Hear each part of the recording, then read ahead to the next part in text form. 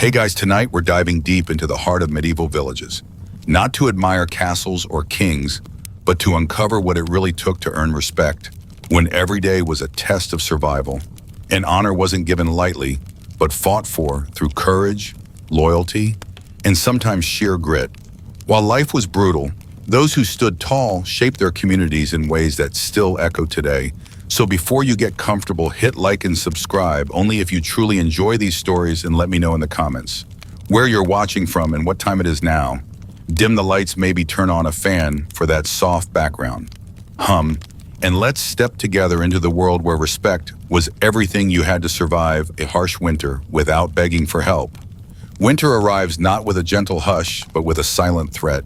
Thick frost crawling across the windows, winds biting through every crack in the walls, and nights that seem to last forever.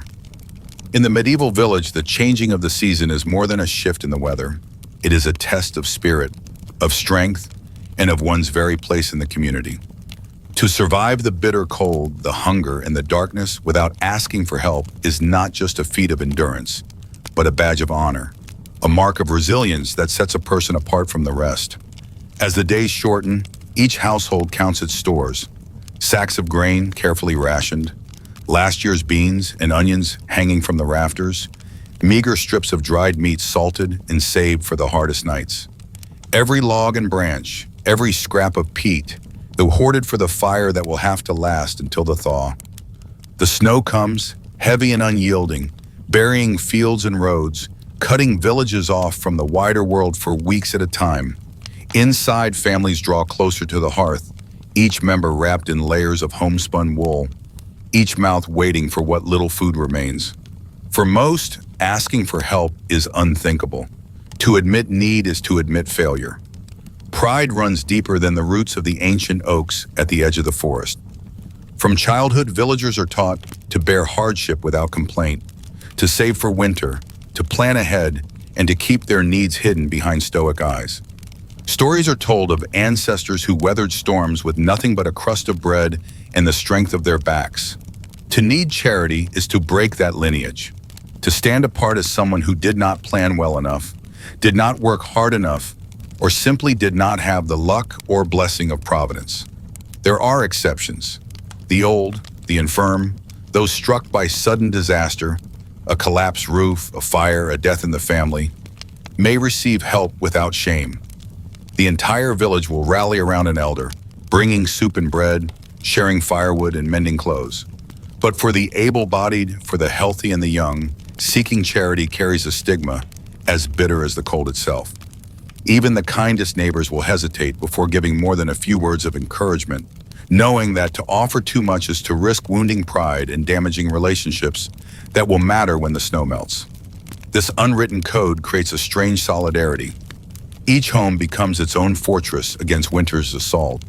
Men trudge into the woods, axes over shoulders, searching for fallen branches to add to the dwindling woodpile. Women patch clothing by candlelight, stretching thread and wool further than they ever thought possible. Children gather whatever scraps they can, learning early the value of every crumb and every stick. Hunger gnaws, but dignity holds. In the darkness, families pray not for abundance, but for just enough. There are nights when the cupboards grow bare, when the last potato is sliced thin to feed more mouths. Still, most will not cross the village square to beg a neighbor for a loaf or a ladle of broth. Instead, they tighten their belts, drink more water, and wait for dawn.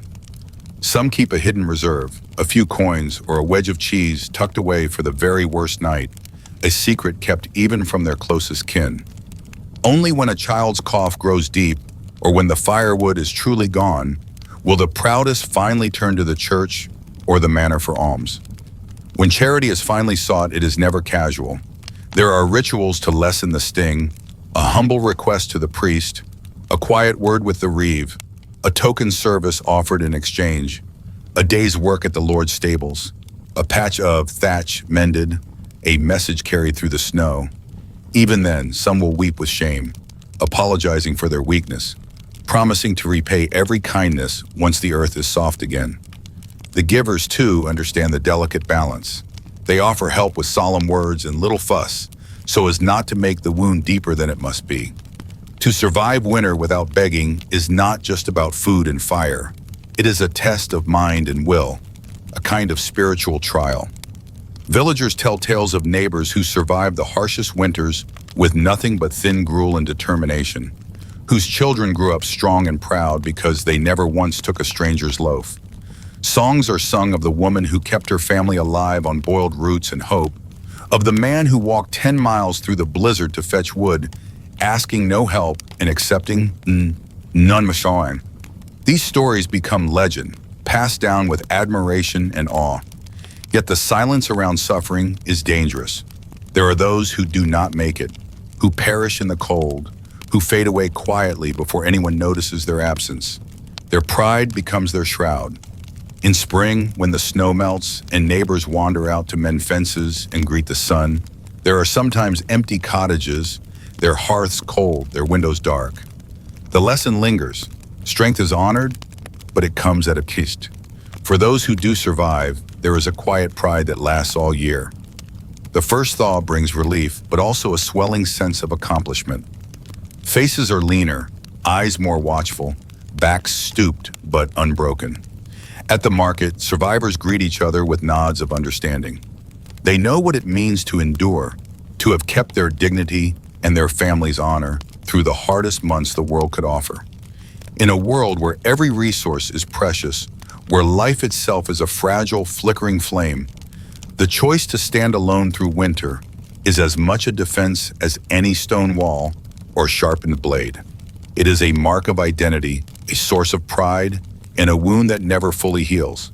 So when you imagine those distant winters, villagers huddled close, faces drawn by hunger and cold, remember that behind every silent endurance is a story of pride, of pain, and of a community bound not just by necessity, but by the fierce and fragile need to be strong in the eyes of the world and in their own.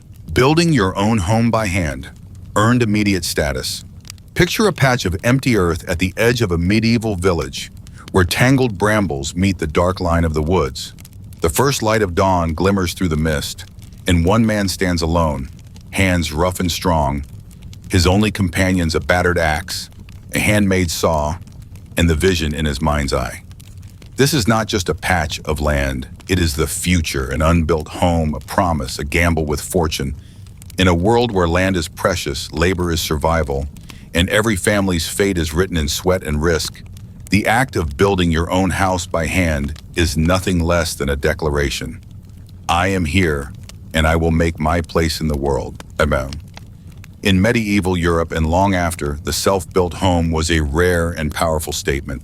Most villagers rented or inherited their dwellings, timber-framed cottages passed down from parent to child, mended and patched over generations. To start from nothing, to cut timber with your own hands, to raise walls and thatch a roof without the aid of neighbors or hired builders, was to set yourself apart in a society where every gesture was watched, judged, and remembered. The work began in the forest. At dawn, the builder set out alone, feeling the chill in his bones, hearing only the call of crows and the quiet hush of leaves overhead. He sought out straight young trees, ash, oak, willow, measuring their strength by eye and experience. Each tree felled was a small victory, each log a promise.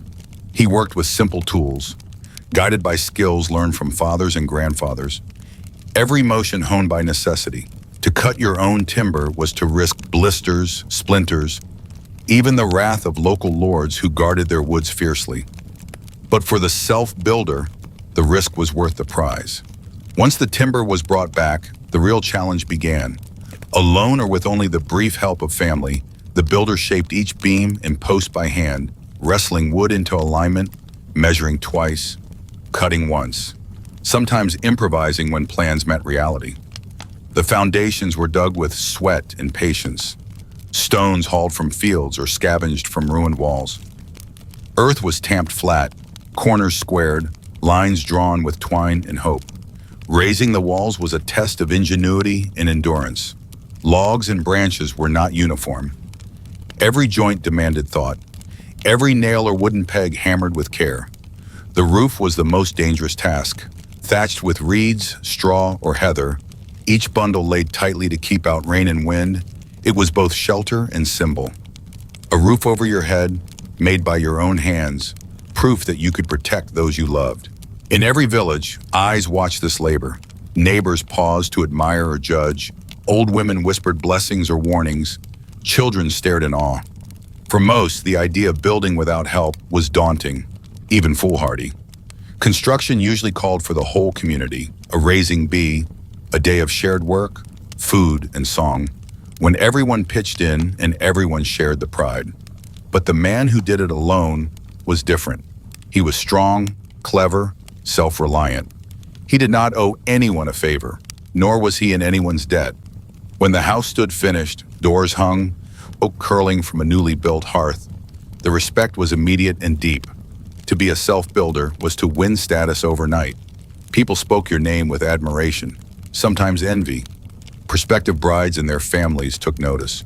Here was a man of skill, of determination, a man who could provide and defend. A home built by one's own hand was proof of adulthood, independence, mastery over the elements. It was also a silent defiance of fate, declaring that your future would not be dictated by landlords, guilds, or family ties, but by your own effort. But it was not only men who earned such respect. In rare cases, widows or families struck by disaster took on the work themselves, drawing admiration and sometimes legend for their resilience. A house built by a lone woman or by orphan siblings became a story retold at hearths for generations, a living monument to the power of survival. The house itself carried the imprint of its maker. Every crooked beam, every patch of moss in the roof, every carefully laid stone told a story. Visitors noticed the details: the sturdy latch, the clever loft, the extra thickness of a wall meant to keep out winter cold. These were more than practical choices. They were the mark of a mind that solved problems, of hands that never rested. In a world where security was never guaranteed, where storms and fires and raids could undo a lifetime's work in an hour, the self-built home was a fortress against chance. Over time, the house became part of the landscape, a fixture as solid as the church or the mill. Children grew up under its beams, neighbors measured their own worth against it, travelers paused to admire it from the lane, and for its builder there was a pride that never faded. Every storm weathered, every winter survived was proof of a gamble won. In the centuries since, the art of self-building has faded. Modern homes are raised by many hands, assembled by specialists, shaped by architects and machines. Yet the longing for independence, for a place carved out by one's own sweat and vision, endures. In every hand-built cottage left standing, in every story of a homestead wrested from wild land, is a memory of a time when a house was more than shelter. It was an act of creation, a symbol of dignity, in the clearest measure of a life made, not given. So the next time you see an old house crouched beneath the weight of its years, think of the builder who stood on empty land and dared to shape his own fate. Imagine the ache in his arms, the pride in his heart, and the respect that grew in every neighbor's gaze. For in the age before comfort, before convenience, a house built by hand was more than a home. It was a legend, a legacy, and a monument to the stubborn, unbreakable will to belong. Killing a wolf threatening livestock made you a local hero.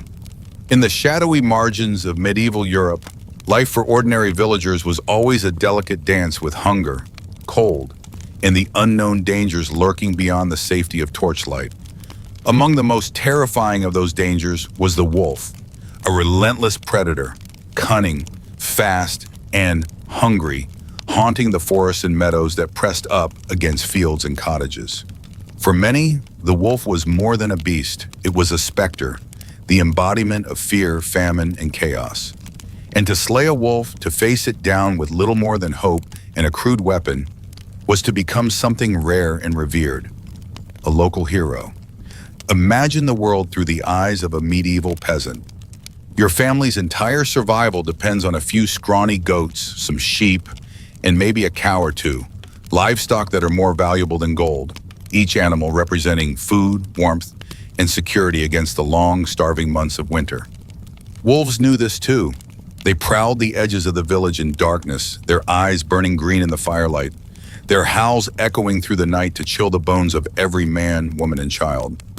A single wolf could destroy a family's future in a matter of minutes, leaving only blood and panic behind. For the villagers, every evening was a ritual of defense. Livestock were herded into pens hastily reinforced with whatever wood and stone could be scavenged. Torches were set along the paths. The bravest or most desperate of the men took up their crude spears, axes, or sharpened staves and patrolled the perimeter, listening for the telltale rustle, the sudden silence that warned a predator was near. Every night was a gamble, and the odds were rarely in the villagers' favor. So when a wolf finally appeared, bold, starving, perhaps driven mad by the scent of easy prey, the stakes became life or death. There was no calling for help, no hope of a rescue from the authorities. Lords and knights might issue bounties for wolf pelts, but the actual fighting was left to the villagers themselves. Often it was a moment of chaos, livestock panicking, children screaming, and a handful of men or women running toward danger with whatever weapons they could find. Sometimes it was nothing more than a pitchfork or a heavy club, a stone thrown with desperate force, or a broken spear passed down through generations. Killing a wolf was no small feat. Wolves were quick and strong, their jaws powerful enough to snap a sheep's neck or shatter bone. A cornered wolf was even more dangerous, lashing out in terror and rage. Many villagers bore scars from failed encounters. Torn flesh, shattered hands, the kind of wounds that never truly healed. Yet the risk was necessary, because if the wolf was not stopped, it would return night after night until there was nothing left to steal. When against all odds, a villager succeeded in slaying a wolf, the effect was electric. News spread in moments, even before the adrenaline faded and the blood cooled. The entire community would pour from their homes, old men leaning on canes, mothers clutching their children, everyone desperate to see the evidence with their own eyes. The dead wolf was often dragged into the center of the village, its size and ferocity displayed for all to witness. The slayer's weapon, a bloodied axe, a splintered spear, was lifted high as proof of courage. In these moments, something rare happened. The rigid barriers of class and poverty dissolved. The man or woman who killed the wolf was celebrated as a savior. Children gathered around to hear the story retold 100 times, every detail sharpened and enlarged. Elders shook the hero's hand. If the slayer was poor, neighbors might offer gifts of bread, ale, or even a little coin, tokens of gratitude that carried far more meaning than their worth. Sometimes the local priest would offer a blessing, invoking the saints and angels who watched over the brave. A new status was conferred, one that lasted a lifetime. The wolf slayer became a figure of legend. For years after, the story would be told at firesides, during feasts, in whispers during dark winter nights, when howls were heard far off in the forest. Children grew up dreaming of similar glory, and the slayer's family basked in reflected pride. Old wounds became badges of honor. In some villages, a slain wolf's pelt was nailed above a doorway or hung in the local church as both a trophy and a ward against evil. These victories were not always celebrated equally. Sometimes rivalries or resentments flared, especially if the hero was an outsider or from a rival family. Jealous tongues might whisper that the wolf was old or sick, that the kill was luck rather than skill. But even then the deed stood. A wolf was dead, and the village could sleep in peace, at least for a while. For all its brutality, the ritual of wolf slaying reflected a profound truth of medieval life. Survival was communal. When one person stood up to face the wolf, they did so not just for themselves, but for the whole village. Their courage bought safety, food, and hope for everyone. And so the hero who faced the wolf with a crude weapon, who risked everything to protect what little the village possessed, earned a respect that outlived feasts, festivals, or even the memory of their own name. Today, the fear of the wolf has faded into myth for most of us, and the wild places where these dramas played out have grown silent. But in the stories passed down from those cold, dangerous nights, you can still hear the heartbeat of a world where survival depended on ordinary courage, where heroes walked barefoot and hungry, and where a single act of bravery could change the fate of an entire village. So when you hear the distant echo of a wolf's howl in a story, remember, it once meant everything. And for those who stood against it, even with nothing but a club and their own fear, the reward was more than respect. It was a place in the memory of their people, written in legend long after the last wolf had vanished from the land. Brewing quality ale could elevate a woman's social standing.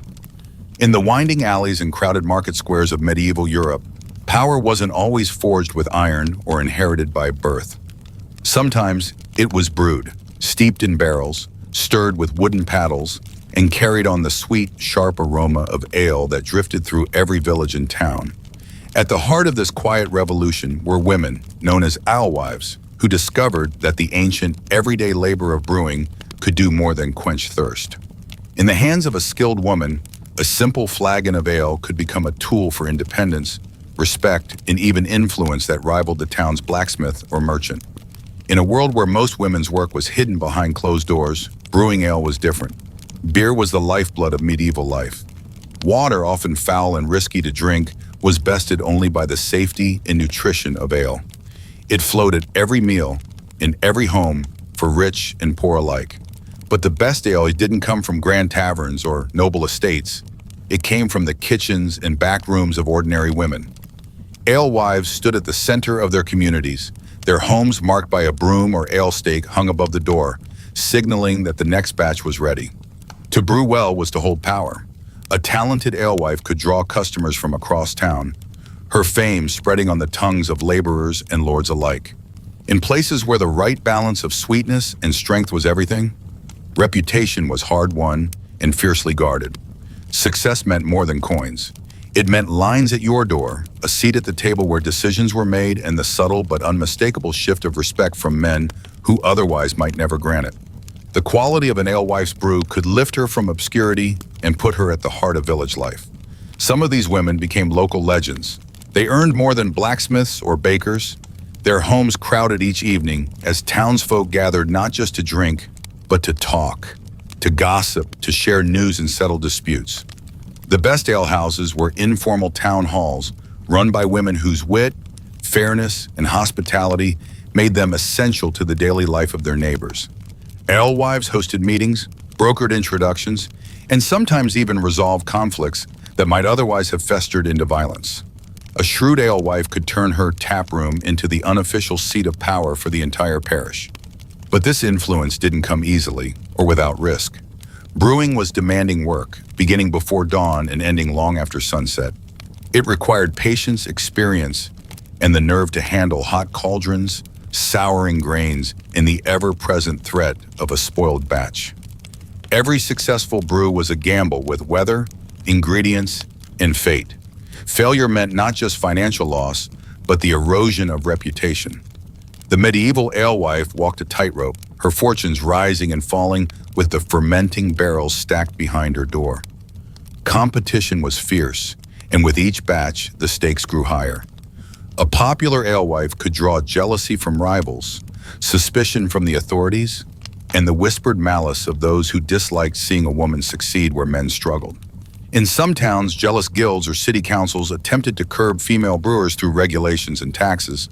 But in many places, the women simply outbrewed the men, their skills too valuable to banish. The success of an alewife could transform her family's fate. Profits from ale paid for better food, finer clothes, and sometimes even education for children, opportunities rarely available to other women. Some rose to own property, a rare privilege in a world where most wealth was held by men. Widows found in brewing a chance to sustain themselves and their families. Unmarried women earned a rare independence, commanding respect and even fear from those who might otherwise see them as vulnerable. Brewing was also a social art. A skilled alewife knew how to read her customers, their moods, their feuds, their celebrations and sorrows. She poured more than drink. She offered counsel, comfort, and a safe haven in a world often hostile to the weak. In her home, the lines between servant and master blurred, if only for an evening. Regulars returned not just for the taste, but for the welcome and the chance to belong.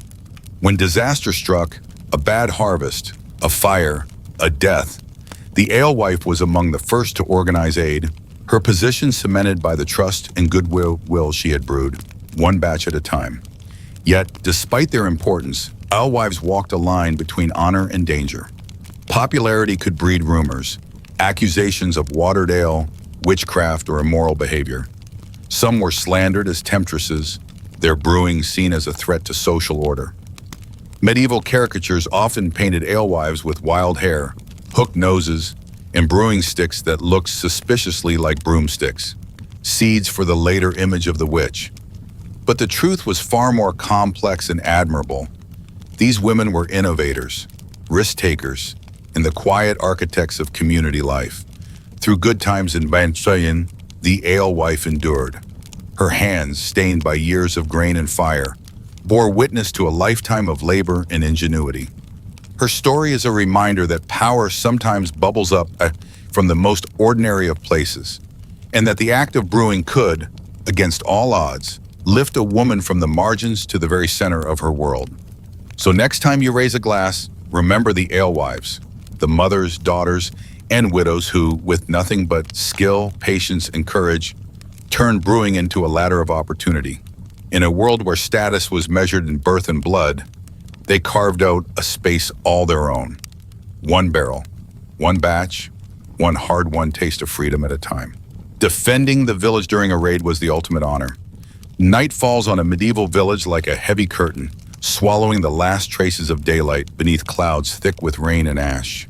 The only light is the flicker of a few scattered torches, the glow from shuttered windows, the quiet warmth of small hearths where families huddle close, seeking safety from a world that is never truly safe. For these villagers, the threat of violence is not an abstract tale. It is a memory burned into every generation, a fear that stalks the edges of the fields, the forests, and the winding roads beyond. It's the dread of raiders, men who arrive from the sea or from lawless woods, whose faces are hidden by helms or scarves, who come for livestock, grain, silver, and sometimes for vengeance.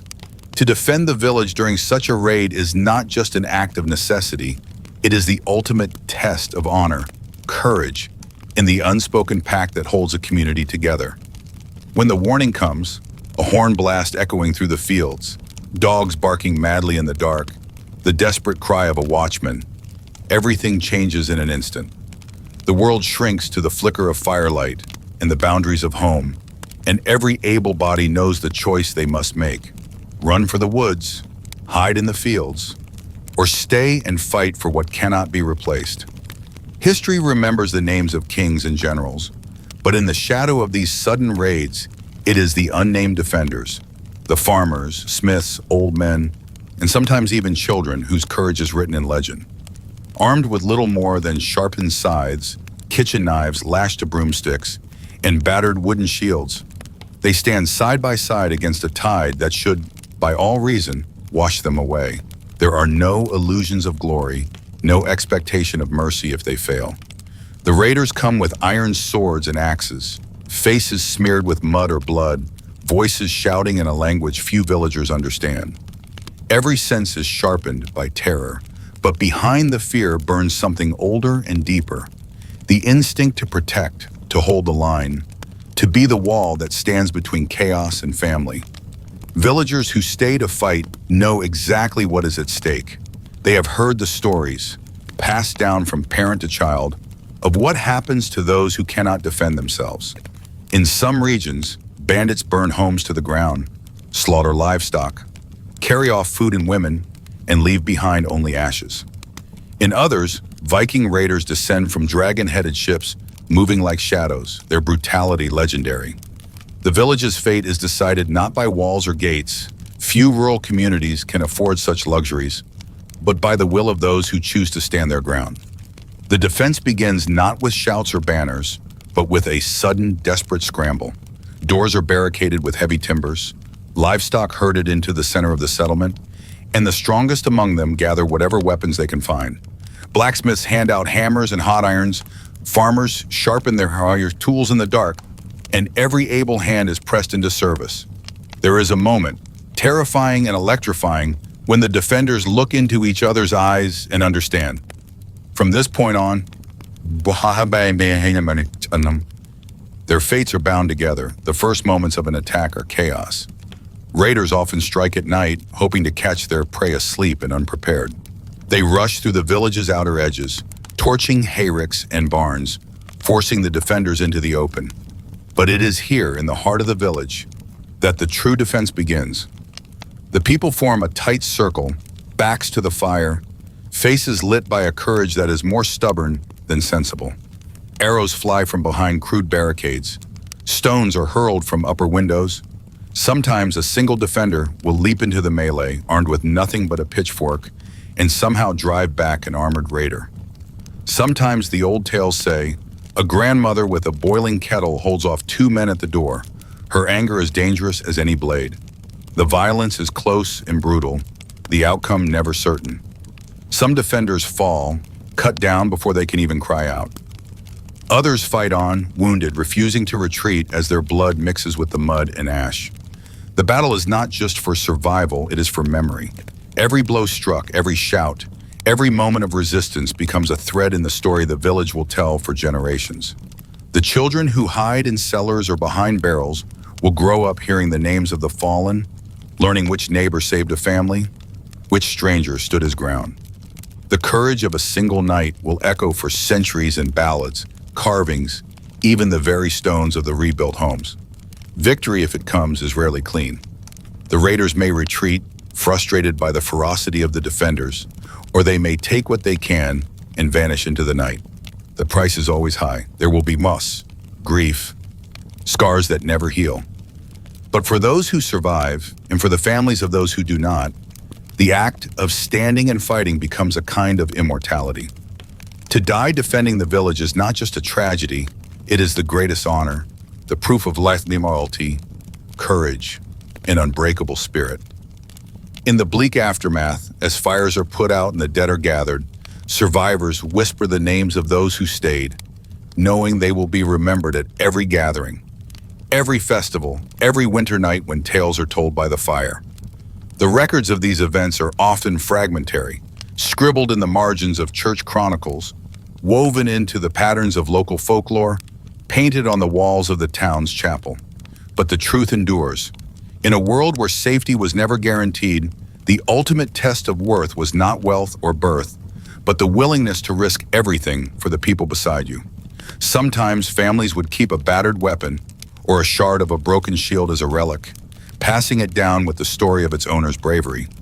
Songs were written recounting the last stand of a handful of villagers against overwhelming odds.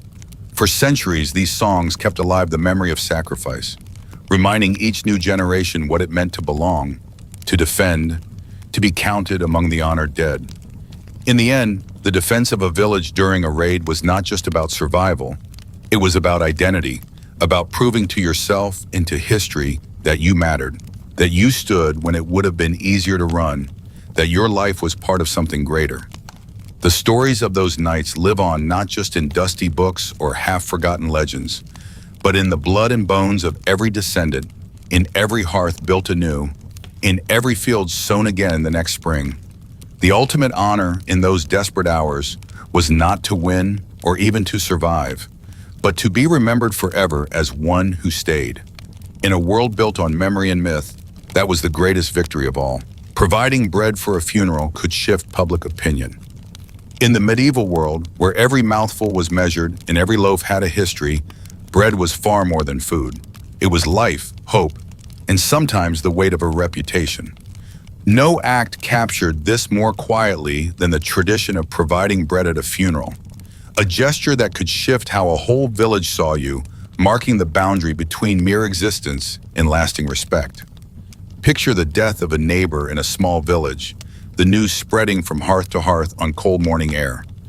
Grief comes in many forms: a widow's weeping, the hush of children with questions too big for words, the shuffling of neighbors already wondering how they'll manage without another set of hands in the field. For poor families, the loss is not just emotional, it's practical, a threat to survival in a world with no safety nets. When a funeral is announced, the village gathers in the tiny churchyard. The mood is solemn, the air heavy with incense and the muttered Latin of the priest. Faces are drawn, hunger hides behind respect. In that moment, tradition demands that the living care for each other. It is customary to break bread together after prayers, to share even a meager meal, a gesture of unity, memory, and mercy for the soul of the dead. This is where the true social drama unfolds. For most, food is scarce. Every family guards its stores. But some villagers, year after year, appear with loaves of bread, sometimes enough to feed every mourner. It is a quiet offering, no boasting, no grand pronouncement, just the simple act of giving. For the poorest families, this gift can be the difference between a bitter, empty wake and a gathering that reminds them they are not forgotten. Word spreads quickly. He always brings bread. She never lets a widow's table go empty. Neighbors watch, not just with gratitude, but with a kind of awe. Generosity is its own currency, and devout giving marks a person as both pious and trustworthy. Over time, these quiet acts accumulate. The woman who bakes extra loaves each time a family is in mourning becomes a figure of respect. Her name spoken in the same breath as saints, her advice sought when disputes arise. The reasons for such giving are never simple. Sometimes it is true faith, the belief that feeding mourners will ease the dead's passage to heaven. Other times it's the memory of old hunger, the desire to spare others a pain you once knew too well. There are those who give to honor a promise, or as penance for a past mistake, or simply to maintain a place in the delicate hierarchy of the village. But no matter the reason, the result is powerful. Giving bread at funerals is not just about charity, it is about visibility, about stepping forward at the exact moment when the eyes of the whole community are upon you. It is in these quiet gatherings with hands breaking bread and mouths murmuring thanks that reputations are made and remembered. Occasionally, the transformation is dramatic. A humble baker, once overlooked, becomes the trusted voice in council meetings. A young widow, known for her small but steady gifts of bread and cheese, finds herself supported by the village in times of her own need. The simple act of sharing at a funeral becomes a form of social investment, returned many times over as others remember kindness and loyalty. Yet there is tension in the ritual.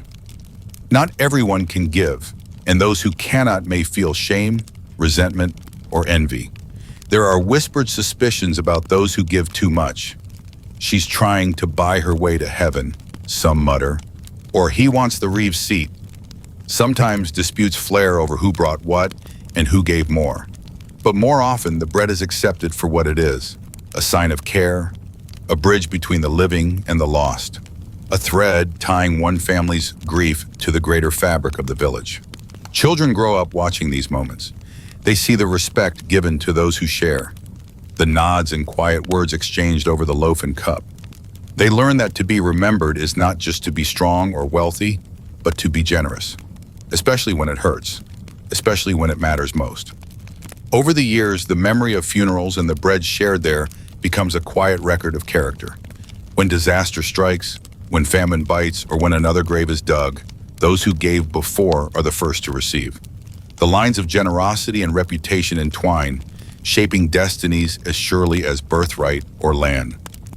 Even centuries later, when the stories are retold, the details may blur, the name of the deceased, the cause of death, but the memory of the giver remains. She was the one who always fed the hungry at funerals. He never let a mourner go home empty. These are the legacies that last, not carved in stone, but in the minds of those who survived and remembered. So, in the medieval world, where every meal was a gamble and every loss a wound, the act of giving bread at a funeral was never just about food. It was about belonging, memory, and the power to shape a life story through quiet, persistent generosity. One loaf at a time, a person could rise, not just in the eyes of the living, but in the whispered prayers of the dead, echoing through a village for generations to come. Knowing the herbal cures for plagues or fevers brought fear and respect. Imagine a village shrouded in mist at sunrise. The world muffled in gray after a night of fever and dread. The air is heavy with the scent of smoke and sickness. Behind shuttered windows, families whisper prayers for survival, fearing the cough that won't stop. The child whose brow grows hotter by the hour, or the sudden rash that could mean the arrival of death itself. In times like these, hope has a human face, a figure moving quietly through the morning haze, basket on their arm, pockets brimming with dried roots and bitter leaves. The wise woman or the cunning man, the herbal healer.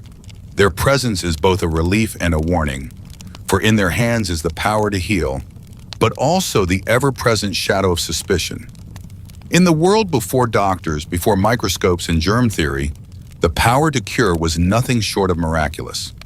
Villagers placed their faith in those who knew which plants could break a fever, which roots might calm a racking cough, which infusions could draw poison from a wound or ease the aches of old age. Knowledge like this was rare, passed down through generations, guarded like a family heirloom, or shared in whispers only with those who could be trusted. Sometimes it was written in secret notebooks. More often it was committed to memory, carried in song, story, and ritual. The healer's house was a place of contradiction. To step through its door was to leave behind the familiar world of custom and enter a realm where the rules were different, where dried herbs hung from rafters, pungent ointments bubbled on the hearth, and the air thrummed with quiet purpose. The wise woman's eyes were keen, her hands stained by work.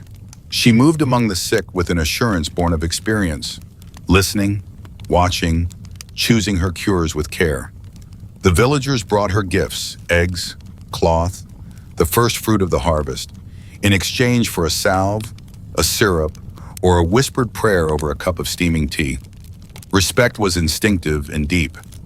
In a world where so much was out of one's control, crop failure, famine, plague, the whims of a distant lord, the ability to bring even a little relief was a rare and precious thing.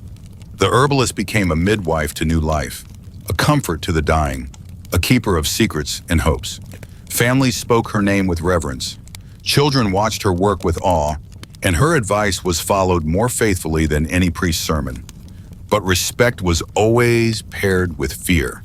The line between healing and harm was thin, drawn in ash and rumor, always shifting. When cures worked, the healer was a blessing. Herbs driving out fever, wounds closing cleanly, the dying rising from their beds with color in their cheeks. But when illness lingered, when death came anyway, when a child's rash turned to black spots or a cough became a rattle, suspicion crept in. Was the potion too strong? Was the cure actually a curse? Did the healer know too much? The same hands that gathered wild garlic for poultices could just as easily be imagined mixing poisons or casting spells. The plague made everything worse.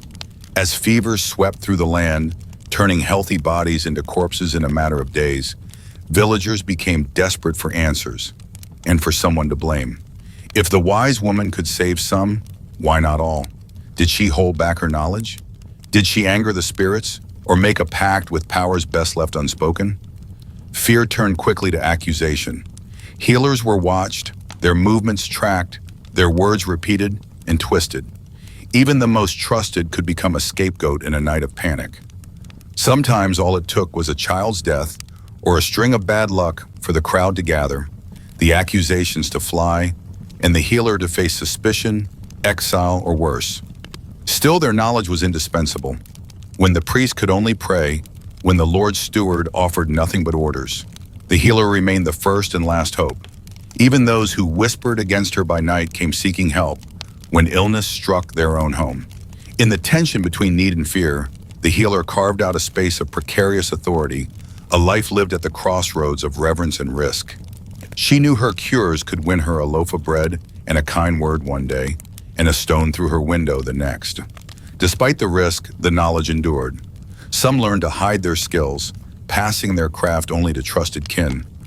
Others kept up the old rituals, burning certain herbs to drive away plague, marking doorways with protective signs, reciting ancient prayers as they worked, blending faith with practical cure in ways no one dared to challenge. The line between superstition and science was blurry, but in a world ruled by uncertainty, every hope was worth pursuing. Modern eyes might see the healer as a proto-scientist, the first practitioner of medicine in a world still ruled by magic. Yet her life was more complicated, a daily negotiation with a community that both needed her and feared what she represented. In every village and hamlet, the story was the same. When fever struck, it was the healer who was called. And when death came anyway, it was often the healer who was judged. Their legacy lingers in the remedies we still use, in the gardens planted with lavender and sage, in the stories of cures and curses passed down through families. The respect and fear remain too, a memory of a time when the power to heal was both a blessing and a burden, a gift that could not be separated from its shadows. So the next time you reach for a simple herbal tea or read the label of a modern medicine. Remember the wise women and men who first learned the secrets of root and leaf. Remember the courage it took to cure when failure meant not just heartbreak, but danger. Their hands shaped not only the survival of their neighbors, but the boundaries of fear and hope that defined a community. To know the cures for plague or fever was to walk a tightrope, honored, needed, and never, ever truly safe. Winning the Plowman's race at spring festivals boosted status. When we think of ancient competitions, our minds often leap to jousts, archery contests, or the brutal spectacle of tournaments fought before kings and courts. But for the vast majority of medieval people, the most important contest of the year wasn't fought with sword or bow. It was decided with nothing more than a plow, a patch of fertile earth, and the steady hand of a village plowman. In the hidden heart of rural Europe, the Plowman's race at spring festivals was more than a celebration of skill. It was a test of worth, a proving ground where status could shift, and the quiet heroism of daily life was brought into the bright, cheering daylight. Picture a village on the edge of spring. The worst of the winter has broken. Frost still lingers at dawn, but the air is thick with anticipation. For weeks, families have rationed the last of their stores, waiting for the first green shoots to pierce the brown.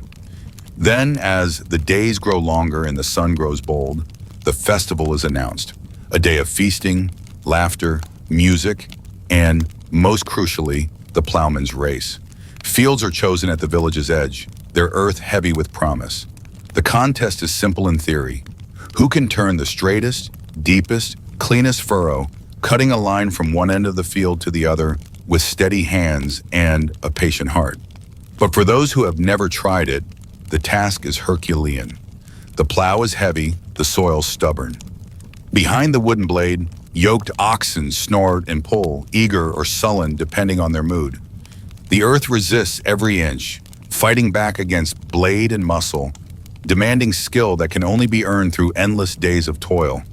Dozens of men, and in some places women, line up for the chance.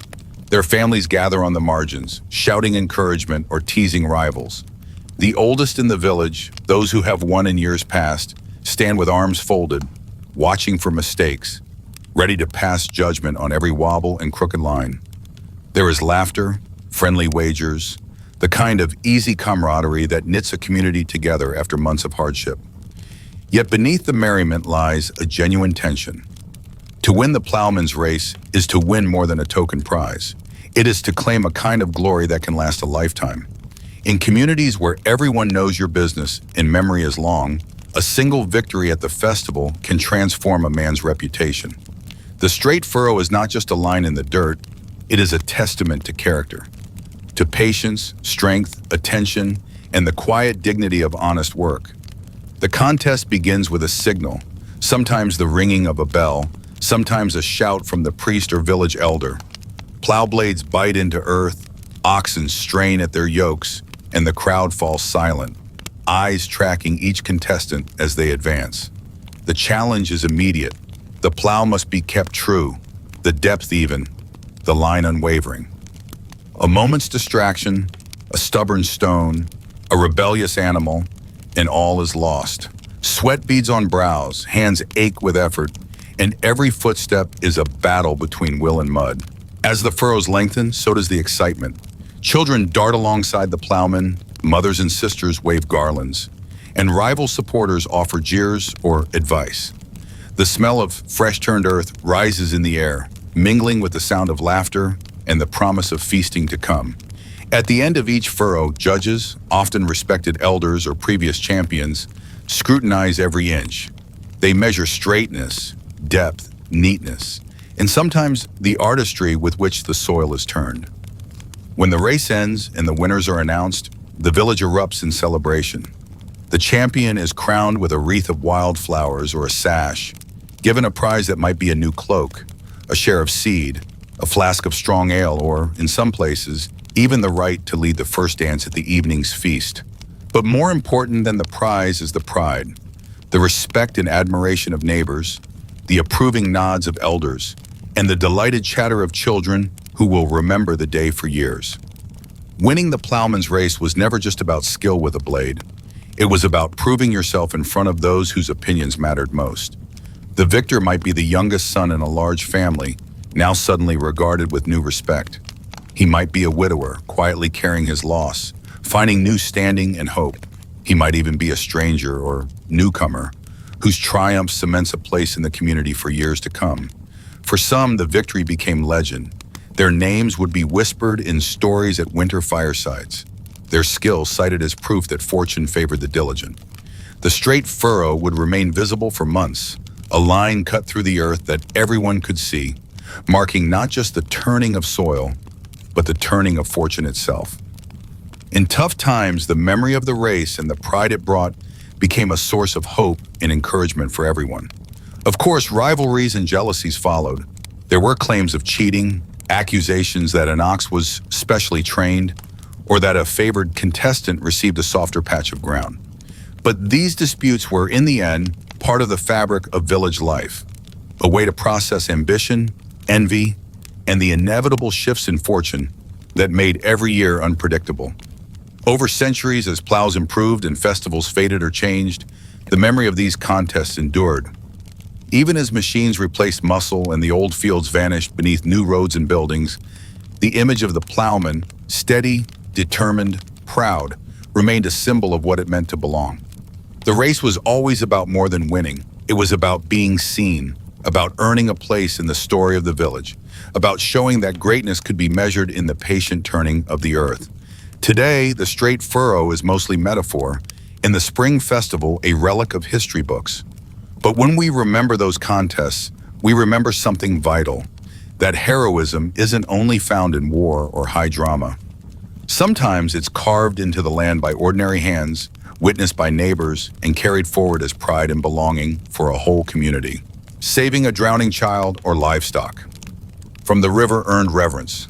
Picture a medieval riverbank at dusk, the world muffled by mist, the heavy air humming with the scent of earth and cold water. In every village, the river was a force both life-giving and deadly, a source of drinking water and fish, a passage for trade, but also a roiling, unpredictable monster. When the spring thaw or autumn rain swelled its banks, it could sweep away livestock, topple wagons, and claim children who wandered too close to its edge. Every family lived with a low, constant dread of the river's hunger. Most in the village knew the danger. Parents warned children to keep their distance, and older folk crossed themselves when the fog rolled thick over the water. But accidents still happened, fast, silent, and devastating.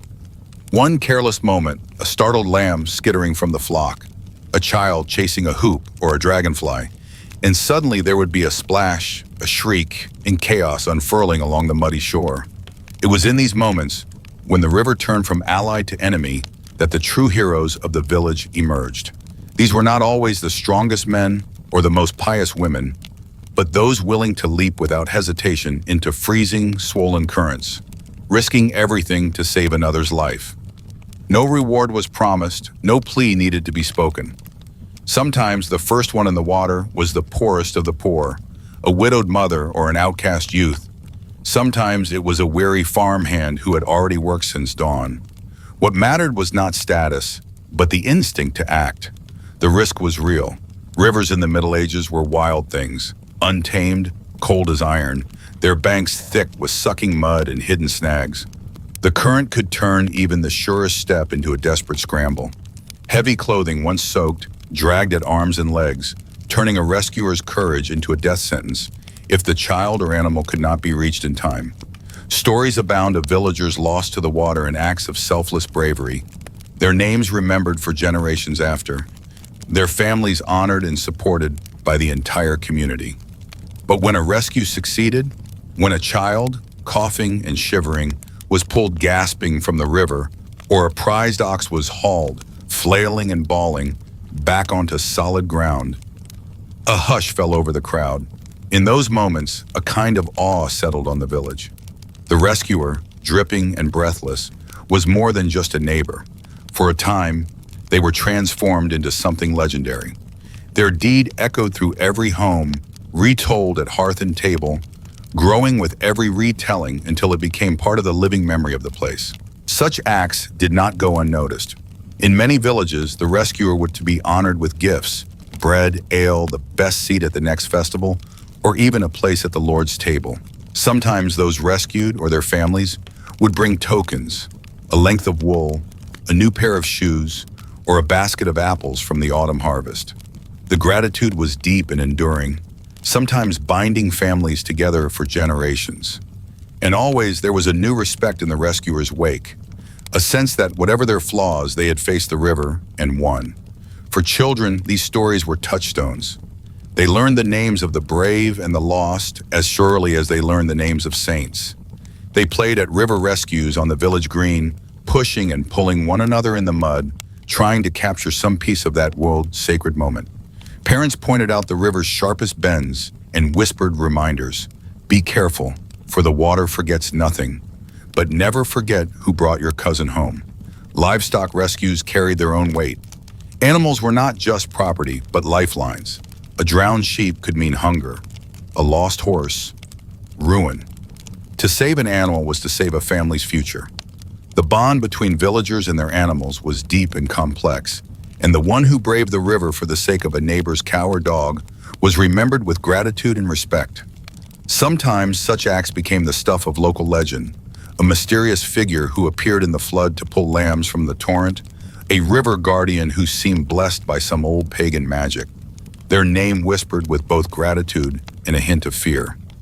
Yet behind the legends was always the reality, that in a harsh, unpredictable world, survival depended on courage and quick action as much as on luck or skill.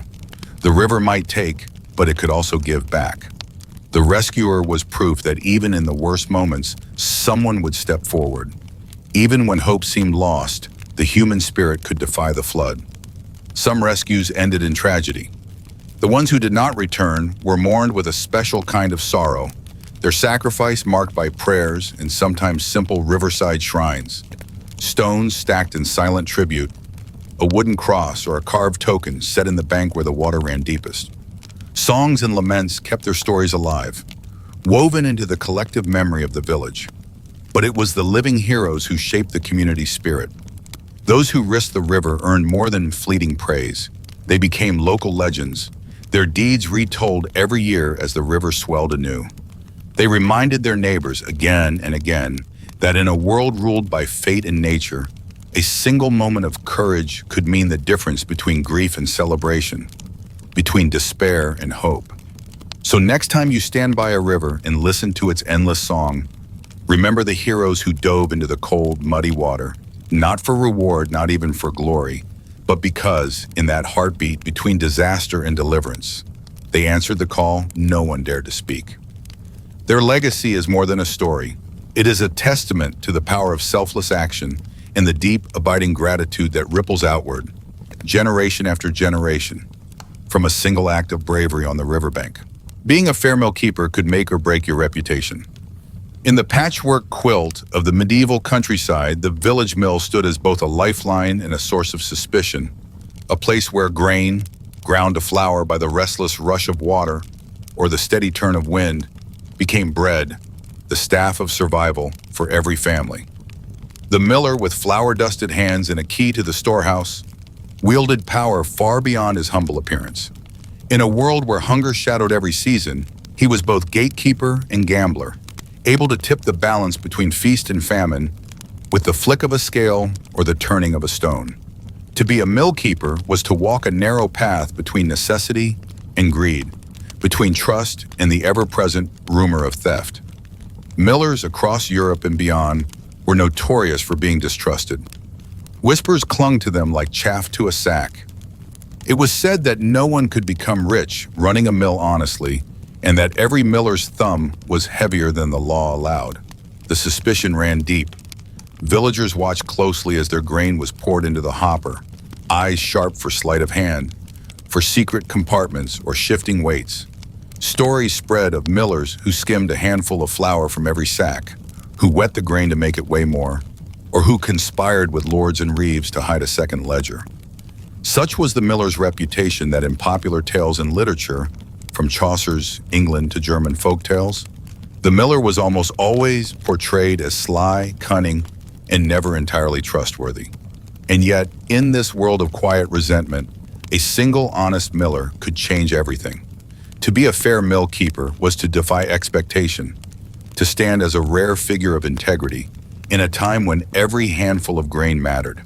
Imagine the shock of villagers when they encountered a miller who returned every sack filled with exactly what was owed, who measured grain with painstaking accuracy, who refused bribes from the wealthy and shared evenly with the poor. In villages where the difference between survival and starvation could hinge on a few ounces of flour, such honesty was more than a virtue. It was a miracle. News of a fair mill keeper spread faster than wildfire through thatched roof communities. At first, there was disbelief. Was it possible that someone in such a position could resist the easy temptation to cheat? Families sent children to watch the scales. Men lingered at the mill door, and women gossiped at the market, testing and retesting the weight and fineness of the flour they received. But as the days and weeks passed, the truth became impossible to ignore. The miller's word was good. The measure was always honest. Bread baked from his flour was never short. Gradually, suspicion gave way to respect. Then, something more: protection. In an age when envy and hunger often led to violence, the villagers began to see the mill keeper not as a thief to be watched, but as a pillar to be guarded. The local lord might threaten to raise the mill's rent, or a band of outlaws might plan to rob the mill's storeroom. Where other millers might have been left to fend for themselves, the honest miller found the townsfolk rallying to his side. Neighbors would warn of trouble, pitch in to mend the mill's roof, or keep watch when rumors of bandits circled the countryside. If a dispute arose, the villagers spoke for him. Their loyalty earned not by grand gestures, but by countless acts of simple, unflinching fairness. This rare trust became its own kind of power. The miller's reputation extended beyond the village, drawing more customers, more trade, more opportunities to serve as mediator or advisor in disputes. Parents pointed to him as an example for their children, and old stories were retold. This time, not of theft and trickery, but of a man who had made himself indispensable through nothing more than honesty. Even the local priest might invoke the miller's name in sermons, a living lesson that virtue could thrive even where suspicion once reigned. Yet the stakes were always high. The temptation to cheat never vanished. The opportunity was always there, and the consequences of a single betrayal could be catastrophic. One false measure, 1 ounce stolen, and the delicate fabric of trust would unravel, leaving the miller vulnerable to all the old suspicions and resentments. The fair mill keeper knew this, and so did the villagers. Trust was hard won, easily lost, and more precious than gold. In the end, the story of the honest miller is not just about flour or scales or the turning of millstones. It is about the power of reputation in a world where survival depended on the character of a few. It is about the way integrity, when practiced openly and consistently, could turn fear into loyalty, suspicion into protection, and a solitary trade into the beating heart of a community. The miller's tale is a reminder that, even in times shaped by hardship and distrust, one person's choice to do right could echo through generations, carved not in stone, but in the daily bread that fed an entire village. Speaking up against a corrupt tax collector took guts and gained a trust. In a medieval village ruled by fear and custom, the arrival of the tax collector was a day of dread. Each year, or sometimes more often, he would come riding in with an entourage of scribes and guards, bearing scrolls and seals from distant lords, reminders that no one's home, field, or goat truly belonged to them alone. The tax was not just a number, it was a weight on every heart, a silent threat that followed every harvest, every birth, every meal.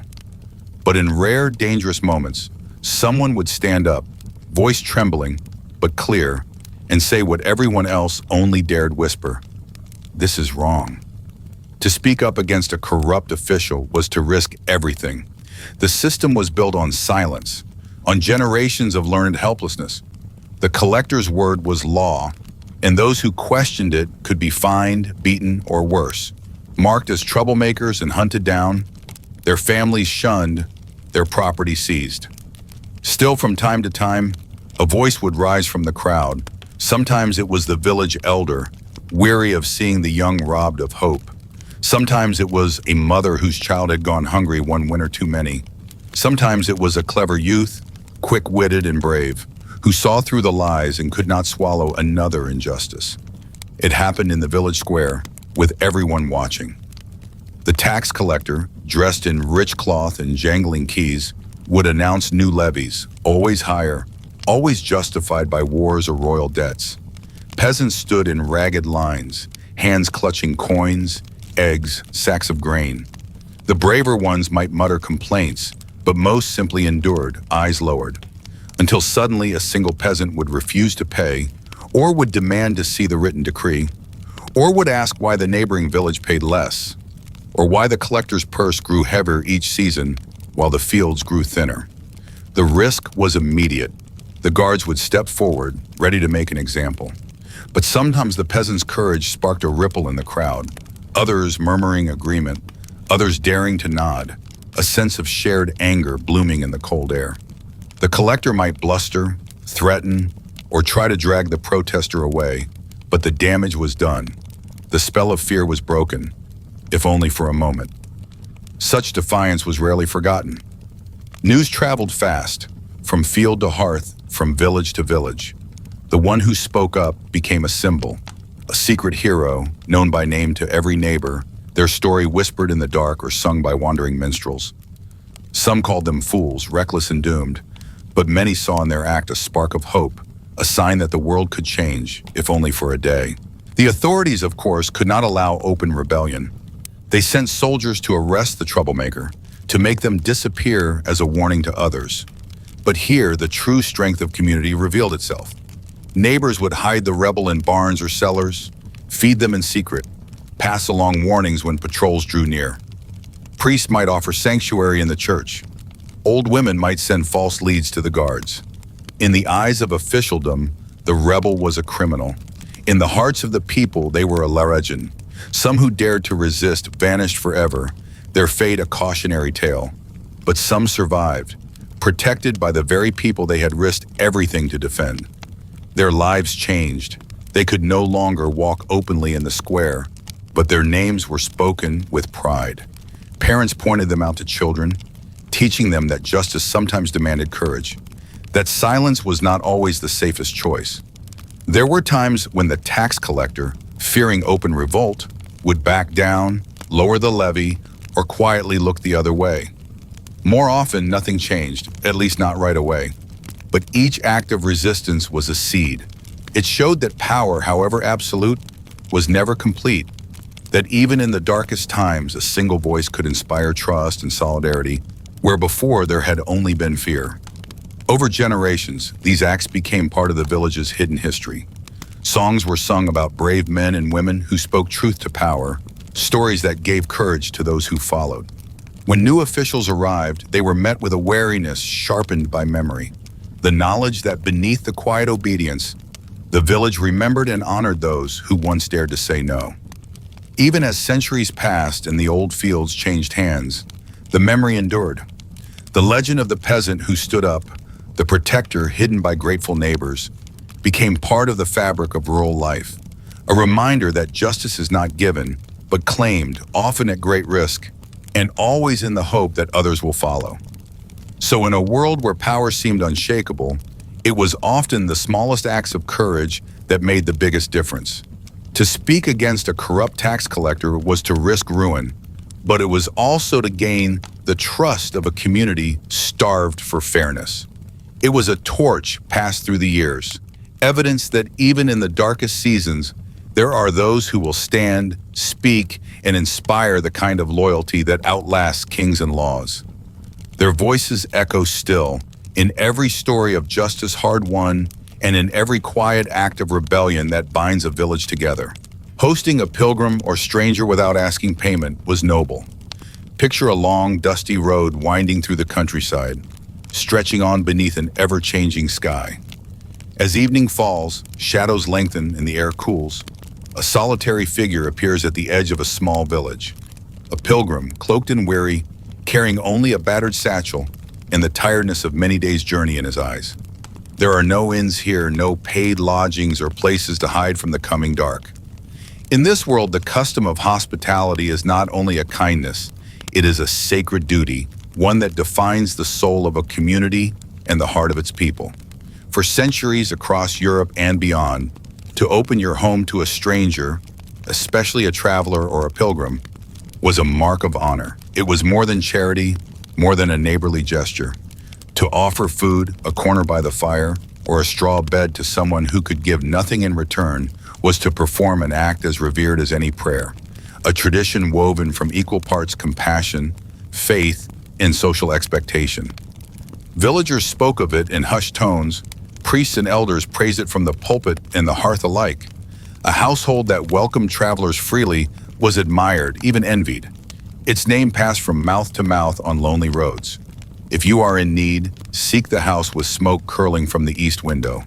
They will not turn you away. The meaning ran deeper than comfort or safety. In an age when travel was long and dangerous, and strangers could bring threat as easily as news, the act of hospitality carried risk. Bandits and outcasts wandered the same paths as honest pilgrims. Famine and plague sometimes followed in their wake. Yet the unwritten law held.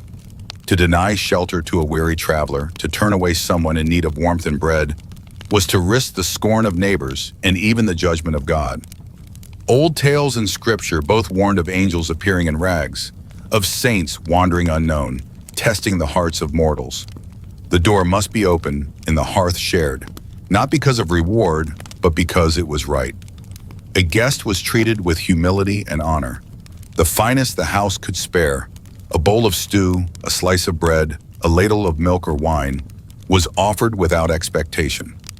Hosts washed the feet of travelers, a gesture of both courtesy and spiritual cleansing, recalling ancient rites. In the poorest cottages, a corner by the embers or a blanket in the loft was as precious as gold. Children learned to listen for the knock at dusk, to greet newcomers not with suspicion, but with welcome. Even the smallest gift, given freely, was a seed of hope. The reputation of hospitality outlasted even wealth and power. A family known for their generosity was admired long after fortunes faded or lands were lost.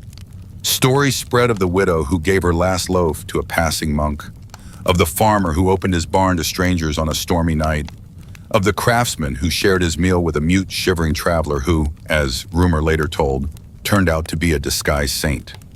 Villagers whispered that good fortune followed the generous and that ill luck clung to those who closed their doors.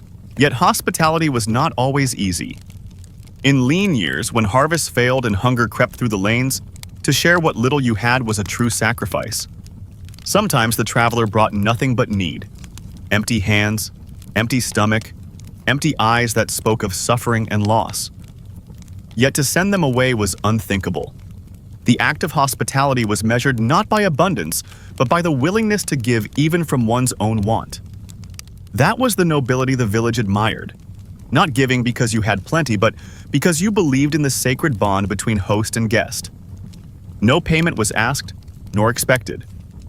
In fact, to offer money in exchange for a meal or a bed would be an insult in many places, a sign of mistrust, a denial of the gift's deeper meaning. Only thanks, a blessing, or the promise to pass on the kindness to another was required.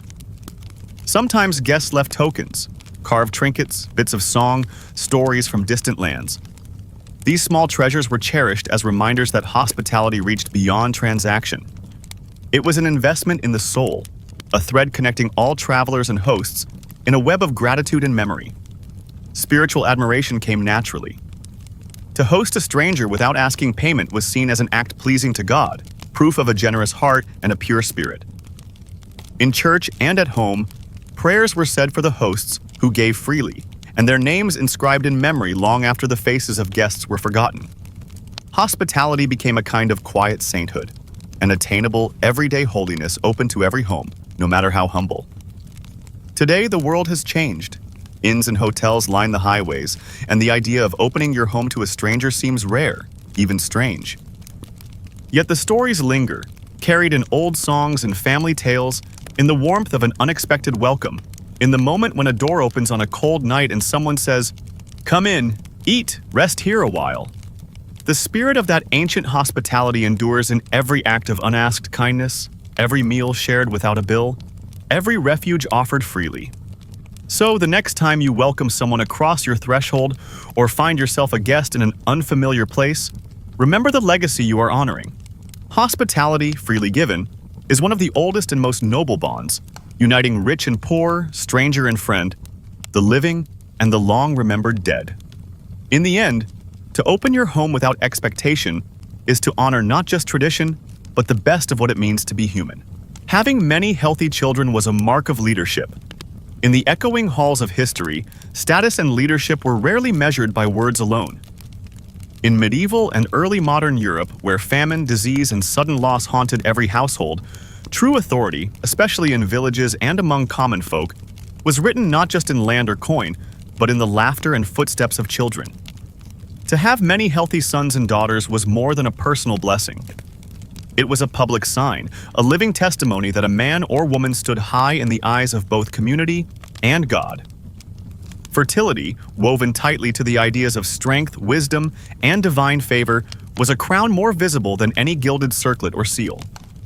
Picture a medieval village in spring, when life returns to the land and families spill from their cottages into fields and lanes. The most respected households are easy to spot, not for their wealth, but for the troop of children clinging to a mother's skirts, the sturdy sons shadowing their father's stride, the laughter that fills the evening air. It is a scene as old as humanity. Each child is both joy and insurance, proof that the household can withstand what the world hurls against it: failed harvests, outbreaks of sickness, the long reach of winter. In an era where mortality was never far from the door, the birth of a healthy child was celebrated as a minor miracle. To see a woman bear child after child and watch those children survive infancy was to see a household marked by destiny. The neighbors would whisper, sometimes in awe, sometimes in envy, that such a family was favored by heaven. The father was credited with vigor and providence, the mother with fortitude, skill, and perhaps the secret blessing of the saints. But this was more than superstition. Survival depended on numbers. Every child who grew strong became another pair of hands in the fields, another voice at the table, another branch on the family tree to bear fruit in harder seasons. Large families could work more land, gather more fuel, defend against trouble, and weather the blows of fate that wiped out the less fortunate. In councils, feasts, and communal gatherings, the voices of men and women with large broods carried more weight. Their opinions mattered. Their alliances shaped decisions. To host a festival, contribute to the church, or supply workers for the Lord's levy, a large family meant resources and respect. The connection to the divine was always close at hand. In church, priests gave thanks for fruitful wombs and healthy offspring, weaving fertility into prayers and blessings. Women with many healthy children were admired, their strength and wisdom praised in song and story. Sometimes small tokens, amulets, painted icons, even scraps of linen from a mother's headscarf, were passed among the barren or the anxious, as if some trace of fertility might be caught and carried. The community understood that life was fragile, that every healthy child was as much a gift as an accomplishment, and that a mother's suffering and survival were worthy of reverence. For women especially, fertility was both shield and weapon. In a world where female influence was often hidden, a mother's status could rise with every child. Her ability to bear, feed, and nurture was seen as evidence of her wisdom, virtue, and even management. Qualities that translated into leadership among other women, in household councils, and at the edges of the male-dominated public sphere. If a dispute arose or a crisis threatened, it was often the matriarch of a large family whose advice was sought, whose word tipped the balance between quarrel and reconciliation. Yet this reverence was not without its shadows. Infertility was a mark of shame, a misfortune whispered about in corners and church porches. Women who lost children to illness or accident often bore blame, silent or spoken, even when fate was the only culprit. Men whose wives did not conceive might seek answers in the confessional or, more cruelly, outside the home. Superstition flourished. Herbs were gathered, prayers recited, charms hidden beneath pillows or stitched into baby blankets. The pressure to prove fertility was relentless, and the sorrow of loss, miscarriage, stillbirth, infant death, was often borne alone, softened only by the presence of other mothers who understood. Still, the link between fertility and leadership remained unbreakable. In times of crisis, plague, famine, war, the sight of a large, healthy family offered hope. It was proof that life could endure, that the community would have another generation to plant, harvest, defend, and remember. Leaders with many children were sought after for marriage alliances, their bloodlines considered strong, their household management seen as a model to follow. Over generations, the stories of these families became woven into village identity. The house at the end of the lane where the laughter never stopped, the father whose sons all grew tall and brave, the mother whose daughters learned to spin, bake, and heal. Their names echoed in local tales and church records, their legacies measured in grandchildren, in the persistence of family names, in the very bones of the village. And yet, beneath this tradition of reverence, there is a deeper truth, a reminder that leadership was never just about command or inheritance. It was about endurance, care, and the ability to create and protect life in a world always on the edge of loss.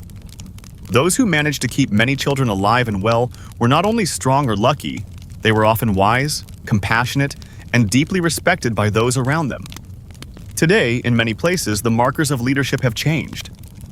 But the old stories remain: a mother encircled by children, a father's arm draped over his noisy brood, the sense that prosperity was measured not in gold, but in the chorus of voices that filled a home. When we remember those times, we are reminded that the power to nurture, guide, and safeguard a family was once the most visible, most honored, and most enduring proof that someone deserved the respect and trust of all. Singing or storytelling at feasts could bring more fame than wealth. In a medieval world where darkness fell early and silence gathered thick as fog, it was the gift of song and story that could light a hall brighter than any torch. Feasts, harvest suppers, or even a simple winter's meal among neighbors became more than just a time for eating. They became the stage for the village bard, the one whose memory ran deeper than any purse and whose fame outlasted even the richest merchant's gold.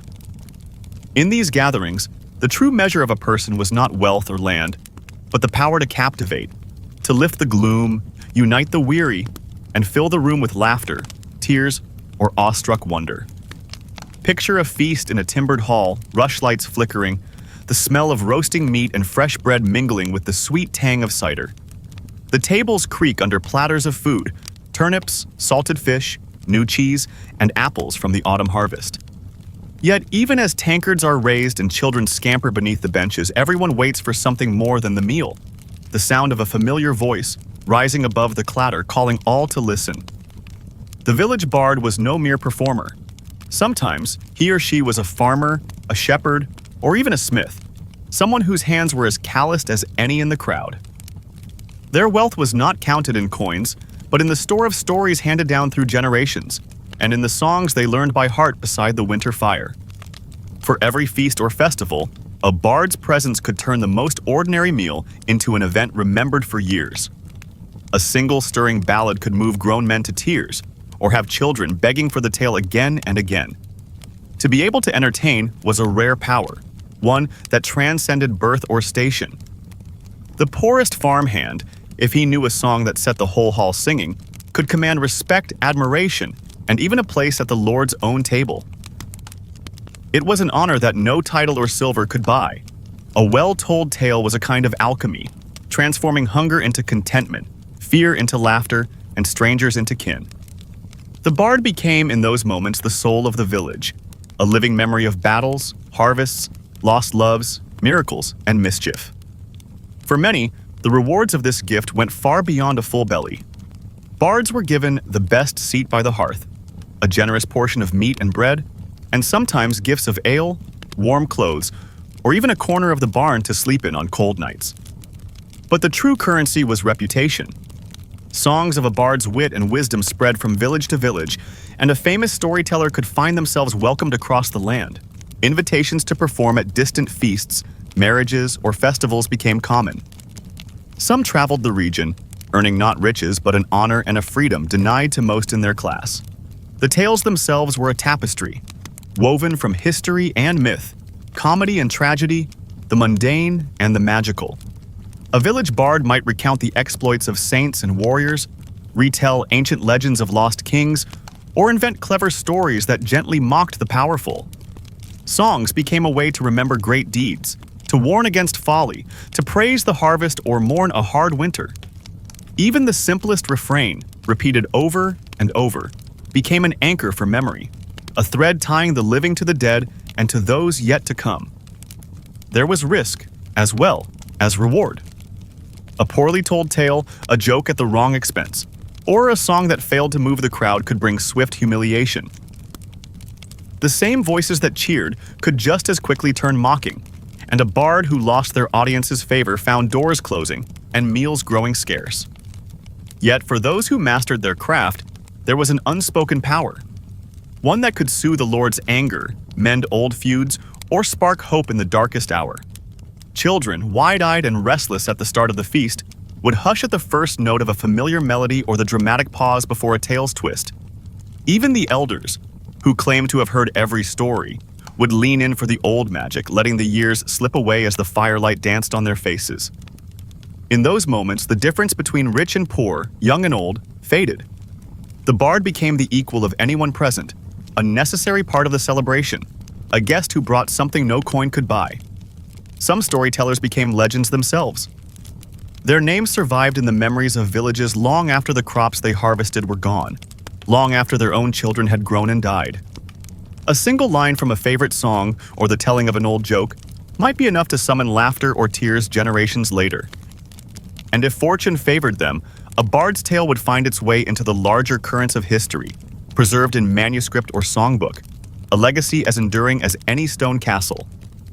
In the great ledger of medieval life, where most struggled daily for bread and warmth, the ability to entertain was a rare and precious gift. It was a way to win honor and a place in the hearts of others, to be cherished and remembered in a world that often forgot the ordinary. Even now, in every song that lingers or tale that survives, we feel the echo of those long-ago feasts and the voices that kept the darkness at bay.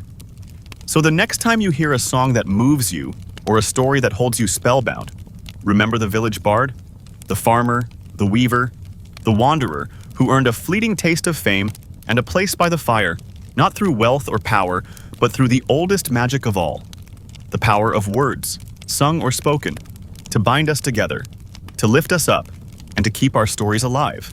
Helping rebuild. After a fire or flood. Marked you as loyal. In a medieval village, disaster was always close.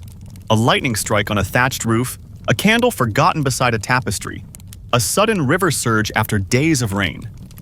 The threat of fire or flood hung over every home and church, a specter that could undo in minutes what families had built over generations. And when calamity struck, it wasn't just the burned beams or washed away fields that had to be rebuilt. It was the spirit of the village itself, shaken by loss and united, if only briefly, by the urgent need to restore what fate had torn apart. In those desperate moments, the true heart of a community was revealed. The call would go out, sometimes by the clang of a church bell, sometimes by the frantic shouts of neighbors racing through darkened streets. And within hours, everyone knew who had lost everything. There was no expectation that others would step in. Life was hard, and most had just enough to get by. Yet, for those who answered the call, those who arrived at dawn with hands, tools, or food, their actions became a living testament to what it meant to belong. The rebuilding was often chaotic, exhausting, and deeply personal. Men hauled blackened timbers from the ruins, while women organized food for families who suddenly had no roof, no hearth, no bread. Children fetched water, passed messages, gathered kindling. The wealthier might donate a cartload of thatch or a sack of grain. Poorer families gave what little they could, a few hours of labor, a loaf of bread, or simply the comfort of company. No one counted the cost in coins. What mattered was the willingness to show up, to lift and carry, to stand shoulder to shoulder with neighbors in a time of raw need. For those who volunteered, especially when the disaster was not their own, the act was not just charity. It was a statement of loyalty, a public declaration that the village's losses were shared, and its future was everyone's responsibility. In an age without insurance, social services, or government aid, the very survival of a community depended on this instinct to rally and rebuild. And villagers never forgot who came to help. Names were remembered and retold, woven into stories that would be repeated for generations. Children grew up hearing how their father helped rebuild the church after the fire, how their mother fed a family made homeless by flood. The generosity of materials, offering precious timber, bricks, or food, was especially honored. Giving up resources in times of scarcity could mean risking your own comfort for someone else's survival. It was a sacrifice, a gesture that stood as proof of deep-rooted loyalty and moral strength. Such acts could transform a person's reputation for years, even decades. In legal disputes or hard winters, the village remembered, "He rebuilt when my house burned. She brought bread after the flood." Bonds forged in crisis outlasted quarrels, and the helpers became the quiet leaders, the ones everyone trusted in times of peace and strife alike. Sometimes these moments of unity would even change the course of the village's history. A rebuilt church brought people together with a sense of renewed faith. A barn raised in a single day fed not just one family, but a dozen who would have gone hungry otherwise. Old grudges faded, at least for a while, in the shared fatigue and relief when the last stone was set, the last meal served. The spirit of mutual aid, born of disaster, wove itself into the fabric of community memory. Of course, not everyone helped. There were always those who hung back, counting their own losses, too cautious to risk their hard-won stores. These absences were also remembered, sometimes quietly, sometimes as open gossip. But for those who chose to give, whether through strength, skill, or a simple act of sharing, a different sort of legacy was built. The moral backbone of the community was not measured in wealth or lineage, but in the calloused hands and open hearts of those who showed up, time after time, whenever the world fell apart. Next time you hear of a disaster, think of those old villages and the people who rebuilt with nothing but their own labor and hope. To help was to declare yourself part of something larger, a family that spanned beyond blood, a fellowship shaped by hardship, and a legacy that lived on long after the flames died and the river receded. In the end, those who rebuilt after fire or flood left behind more than new walls or fields. They became the living foundation of the community itself, a model of loyalty whose stories endure wherever people come together to begin again. Surviving a public punishment without complaining made you respected. The village square is crowded, alive with whispers, anticipation, and the heavy presence of authority. On market days, laughter and bargaining fill the air. But today there is a different energy, something sharp and uneasy. Everyone knows what is coming. At the center of it all, the wooden stocks are set, rough and splintered, waiting like an accusation no one dares ignore. By decree of the reeve or the Lord's bailiff, a neighbor will be punished before all, lashed, fined, or left exposed for hours while the world passes by me. Public punishment is a spectacle, meant not just for pain, but for humiliation. The stocks hold the ankles or wrists, bending the body into a posture of helplessness. A lashing stings not only the flesh, but the spirit, the mark of every stroke visible for days.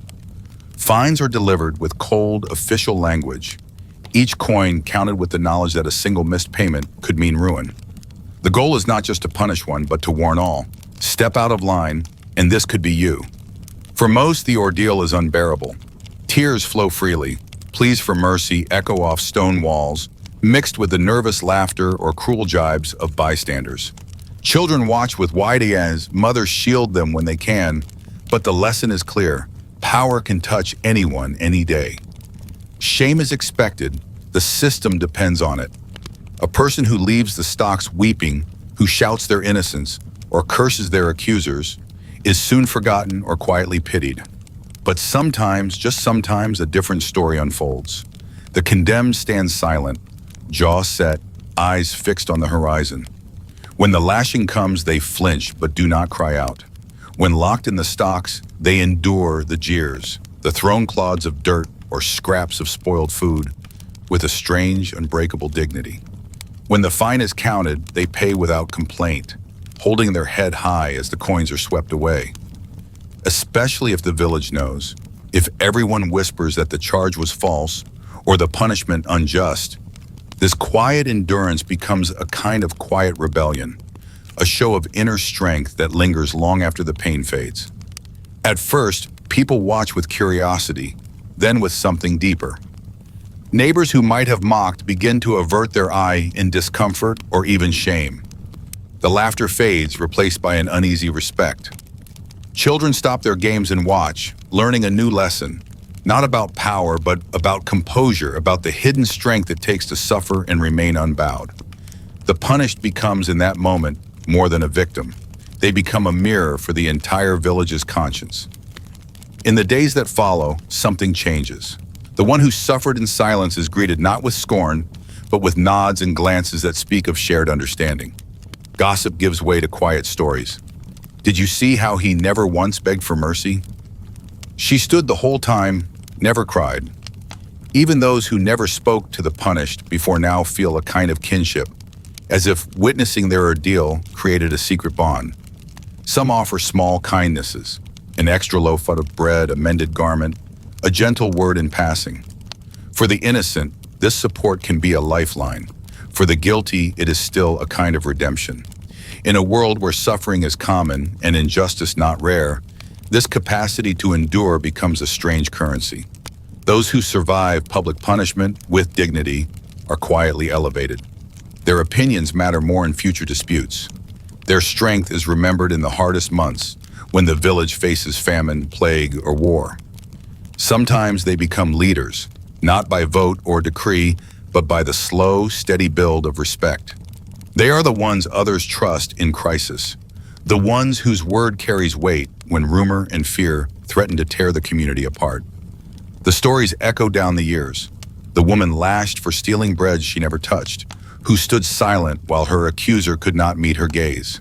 The young man locked in stocks for speaking out against a corrupt reeve, who endured the humiliation with a crooked smile and eyes full of defiance. The old farmer, fined beyond what he could ever pay, who surrendered his coins with a renod, then went back to work as if nothing had happened. Their names are passed on in quiet conversations, in warnings and encouragements. Stand strong as she did. Remember how he never broke. There is power in suffering when it is met with composure. The authorities know this. It is why they fear those who do not cry, those who do not beg, those who absorb pain and return to their lives unchanged on the surface, but transformed in the eyes of all who saw. Sometimes it is even whispered that the truly innocent carry a kind of blessing, bad luck befalling those who punish them, the village siding with the sufferer in future disputes. None of this erases the pain, the wounds, or the injustice. But in the medieval world, where fate was fickle and power uneven, respect was a hard-won currency, forged in fire and witnessed by many. To endure public punishment without complaint was to take control of the narrative, to wrest back dignity from the hands of those who tried to strip it away. And for the village, it was a reminder that strength is not always loud, and courage not always marked by battle scars. Sometimes it is simply the will to stand tall, silent, and proud, while the world tries its best to bring you low.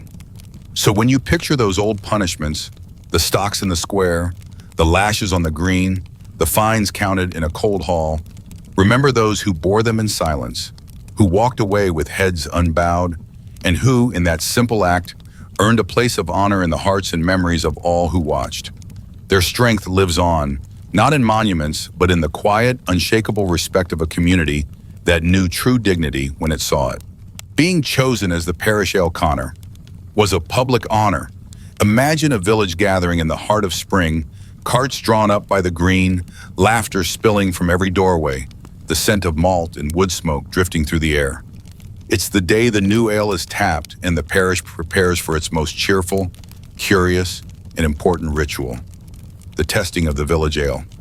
For weeks, brewers have toiled in back rooms and outbuildings, watching barrels, checking fires, stirring sweet wort into foaming promise. But before a single tankard is sold or a toast raised, the honor and responsibility falls to one remarkable figure, the Parish Ale Cunning. To be named Ale Cunning was no small thing. It was an official post, appointed not by chance but by consensus, and the meaning ran far deeper than the day's celebration. Ale was not just drink, it was daily bread, safer than water, the core of every meal for laborers and lords alike. To ensure its quality, Each parish needed someone of unimpeachable reputation, someone trusted to be fair and clean, whose tongue and senses were sharp, whose judgment could not be swayed by bribe or flattery. In a world before regulation and government oversight, this was self-policing at its most democratic and intimate. When you were chosen as Ale Connor, you became both a guardian and a symbol of the village's integrity. The Connor's first duty was as much ceremony as science. In the presence of the gathered villagers, women with their baskets, children craning for a better view, elders nodding in approval, the Connor would taste and judge each batch of new brewed ale. The methods were time-honored and, to modern eyes, delightfully strange. Tradition called for the Connor to don leather breeches and sit upon a wooden bench or a slab of ale-soaked grain, waiting a few moments to see if the sugar in the ale would glue him fast. If he stood up clean, the brew was declared pure. If he stuck, the brewer was in trouble. The ritual brought laughter and suspense, but its roots were serious. It was a public test, a signal that the village demanded honesty and skill from those who provided its daily sustenance. Tasting was not just about flavor, but about safety. The Connor sampled the ale for sharpness, bitterness, or any sign of rot, too sour or too thin, and the brewer would be called to account. Too strong, and the parish might fear disorder. Ale had to nourish, not intoxicate. The Connor's word carried weight. A failed batch could mean ruin for the brewer, while praise could bring a flood of customers and local fame. Through this ancient ritual, the entire community's health and reputation was protected. Selection as Ale Connor was a rare honor, bestowed only on those with a spotless name. You could not be suspected of quarrel or mischief. You had to be known for wisdom, for the clean habits that made your taste trustworthy, and for a keen sense of fairness.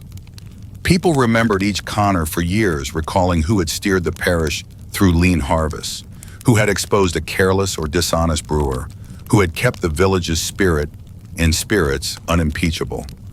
It was said that a wise Connor brought peace and unity to the parish, smoothing disputes with a well-judged pint and a few kind words. The role was not without its risks. If the ale was poor, or if someone's pride was wounded, the Connor could face grumbling, gossip, even revenge. But the protection of public opinion was strong. Few dared to challenge a Connor who had been chosen openly and with ceremony. His decision was, for that year, law. The Ale Connor's place in the social fabric was special. He walked a fine line between the brewers and the drinkers, representing the best interests of both and of the church itself. On feast days and fairs, his presence brought a sense of order and celebration. Children watched him with awe, brewers courted his approval, and the parish took pride in his service. The Connor often sat beside the church warden or the reeve at community gatherings, and his opinions were sought on other matters of taste and judgment. Sometimes Ale Connors went on to higher honors, chosen for the village council, remembered as local elders, or simply praised for decades after their term ended. The badge of Connor, sometimes a token or an apron, was passed on with ceremony, and the village remembered each name as part of its own living history.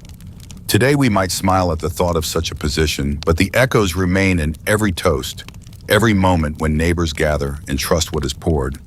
The Connor's legacy is in the expectation of honesty, in the pride of a well-made drink, and in the belief that reputation is a thing to be built, honored, and protected.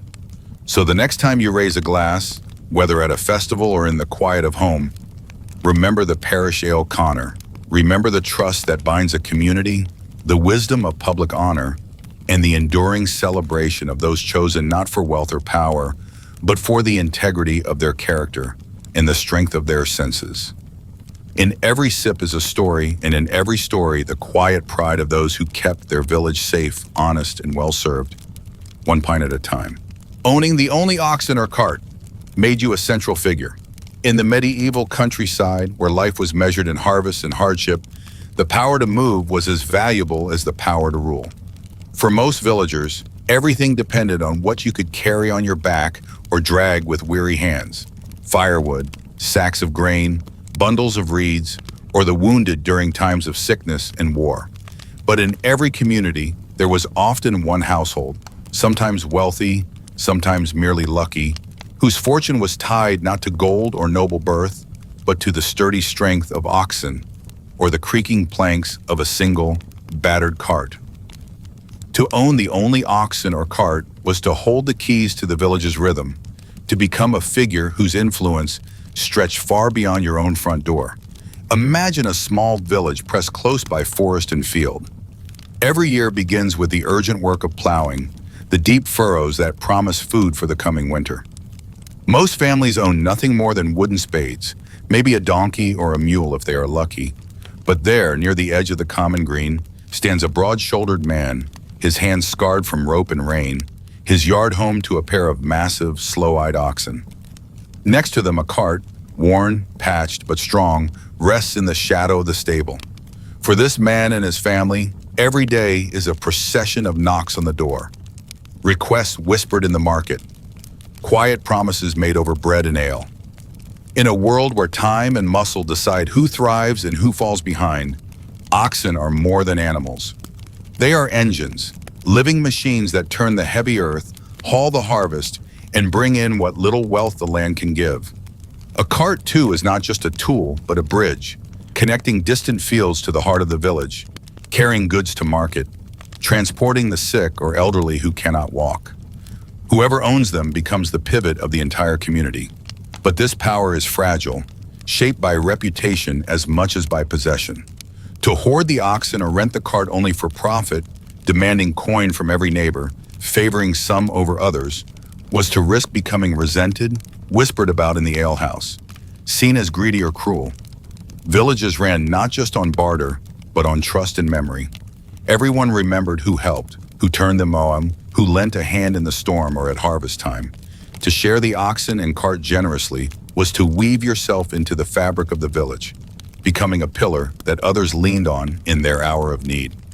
The wise owner did not measure every favor in pennies. Instead, he lent his oxen for the communal plowing, helped carry a widow's firewood in winter, or took a sick child to the nearest monastery for healing. Sometimes he asked nothing in return, knowing that loyalty, gratitude, and a good name were worth far more than a pouch of coins. At other times, he accepted payment in kind, a basket of eggs, a portion of the harvest, or a promise to help raise a barn come spring. Every act of fairness, every refusal to take advantage, grew his circle of allies. Over time, the owner of the oxen or cart became more than a helper. He was the natural mediator when disputes arose, the one whose opinion carried weight at the annual council, whose word could tip a vote or calm an argument. Neighbors sought his advice on planting or trade, and the village children would follow him, hoping for a ride in the cart or a chance to watch the oxen plow the deep brown earth. His household was rarely alone. There was always a visitor, a borrower, a friend. Yet this role was not without its burdens. The oxen grew old, fell sick, or were injured. The cart needed endless repairs. In lean years, there was never enough to go around, and the demands could become overwhelming. Sometimes jealousy brewed, old rivalries or new settlers whispering that the owner had too much power. But as long as he kept faith with the community, treating all fairly, the loyalty he built protected him when fortune turned or when accusations of greed threatened to take root. In many villages, stories grew up around such men and women. Their names lived on in local memory, not as lords or priests, but as those whose generosity shaped the fate of neighbors for generations. Their oxen, once dead, might be remembered in song or proverb. Their carts, patched and splintered, became heirlooms, handed down until the very wheels fell away, reminders of a time when the simplest gift could bind a community together. As roads improved and markets grew, some owners used their carts to carry news, goods, or even ideas between villages. They became messengers, sometimes mediators between feuding towns, and often the only lifeline for the isolated in times of disaster. Their knowledge of the roads and seasons became wisdom everyone relied on. Even when new carts appeared or others gained oxen, the original owner's legacy endured in the quiet pride of a reputation earned by sharing, not hoarding. It is easy to overlook the humble cart or the slow-plodding ox in the grand sweep of history. But for those who lived in the village's heart, these were the symbols of survival, hope, and the power of cooperation. When famine or fire struck, It was the cart that carried the hungry to new fields, the oxen that turned new earth for sowing, the spirit of generosity that brought a scattered people together. Leadership was not always about command or wealth. It was about service, trust, and the wisdom to use what you had for the good of all. So next time you see a cart rolling down a country lane or hear the soft bellow of an ox across a field, remember the story of those who became the center of their world, not by force or fortune, but by lending strength where it was needed most. Their power was not in what they owned, but in how they shared it, and in the long, loyal memory of the community they helped to build. Marrying a widowed mother and providing for her children was admired. In the narrow, winding lanes of the medieval village, every life was a delicate balance, a daily calculation of work, hunger, and survival, where even the smallest kindness could tip the scales between hope and despair. It was a world defined by uncertainty, sudden wars, hard winters, failed harvests, and the ever-present threat of loss. In this crucible, some of the greatest acts of courage were not found on the battlefield, but in the quiet, uncelebrated moments when one person chose to bind their fate to another's hardship. Among these, none were more revered than the men who married widowed mothers and took their children as their own. To be a widow in the Middle Ages was to stand on a precipice. A woman's security and status were tightly bound to her husband's name and labor. When that link was severed by war, accident, illness, or famine, she faced a world that could turn cold in an instant. In many towns, widows were left to struggle at the edge of society, forced to beg, remarry quickly, or rely on the charity of neighbors and distant kin. With children to feed, the burden was multiplied 100-fold. Each day was a battle against hunger, judgment, and the slow, grinding erosion of hope. Yet within this harsh reality, there were men who stepped forward, not for wealth or ease, but out of something deeper, a sense of duty, compassion, and rare courage. To marry a widow and accept her children was to shoulder the invisible weight of another man's legacy, to spend one's own hard-won resources on mouths that were not born of your blood. In times of famine or war, when food vanished and coin grew scarce, this act bordered on the heroic. It demanded not just love, but sacrifice, a willingness to risk one's own security so that a family on the brink might be saved. Communities took note. Gossip flowed like water, but so did admiration. The man who married a widow was watched closely by neighbors, by the priest, by the elders who remembered hunger's sharp teeth. Each act of kindness, each meal shared, each child clothed and kept safe, added to his reputation. Songs and proverbs quietly honored those who took the lost ones in, reminding listeners that mercy was a form of bravery. In church, prayers were sometimes whispered for such families, and the children of these unions often found themselves with unexpected protectors, godparents, uncles, even the village lord, who admired the new father's resolve. There were challenges, and not just material ones. Blended families were complicated. Children might grieve for fathers lost to plague, war, or distant work, while the new husband learned to navigate a household shadowed by absence.